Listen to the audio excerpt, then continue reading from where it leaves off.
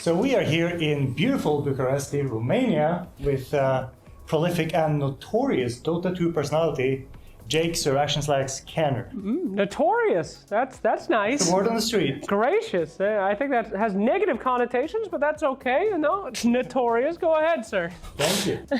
So, one of the interesting things we've been doing here in the last 2 weeks is, of course, doing a lot of interesting panels and covering the beautiful, interesting sport of Dota. Yep. And as some of you online might have noticed, we are now doing this in a different way this year, in a beautiful virtual set. So, Jake, how do you feel about using a virtual set as opposed to a physical set? I feel like a virtual set can put in a lot of different aspects from what a traditional set can't. When you're hosting or doing a sort of segment, it makes so much more sense to be able to just say, instead of think about what I'm looking at, to just show what I'm looking at, and it just appears at the touch of the button.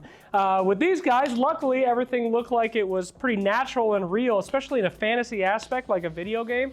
Our audience is used to stuff like that, and being able to create a virtual world and bridge the line between, you know, the physical world and the virtual world in a very cool middle ground that we can still play in like it's a video game was really fantastic. I think it was an excellent addition. Glad to hear it. Do you feel there's any big trade-offs? Does it feel natural to work in such an environment? Sometimes it's a little strange, but in honesty, I mean, you're normally sitting at a desk, staring at a camera, talking to it. So there's not really that much that detracts from it. When it comes to adding to it, the possibilities are literally endless. We had our background transform into giant pits with giant monsters. We had visiting little forests or forgotten craggy exteriors, and could have little animals running around. I mean, it makes sitting at a desk feel a lot more alive. And being able to walk around in that world too, it really just makes everything better in my opinion. I think it's pretty damn good. It's fantastic to hear. So what's been your favorite segment so far? So far, I asked these beautiful men to make me a tiny little creature, I called Peepo, the tiny desk Meepo, and I just put my hand out and he appeared. And it can just be a talking point if you'd like it to be. It can add a lot of humor to stuff, giving out my friends money for making good points.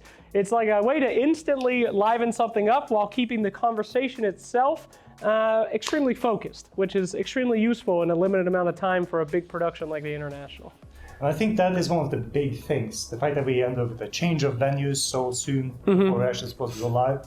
The fact that we weren't able to take all the things we were going to have built in Sweden over to Romania. But to do a lot of this virtual, I feel probably facilitate a lot of. I mean, absolutely, and trying to make something happen on the fly with physical objects like a squeegee board or something like that. It takes time, it takes money, and it takes a lot of effort in between different shots and different takes. With a virtual environment, if I want something done, I can go to this poor bastard and say, make me this, and he can do it in 5 minutes. Click my fingers and a giant tower that would cost us $300,000 appear, you know?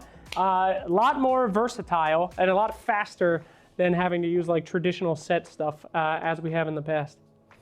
So this sounds like something you would probably want to try and mess around with again in the future, right? I mean, if I had this personally, I would be the biggest person in the Dota 2 scene for sure. If I had you at my fingertips telling you to spawn tiny little peepos every single day, my life would be very easy. But yeah.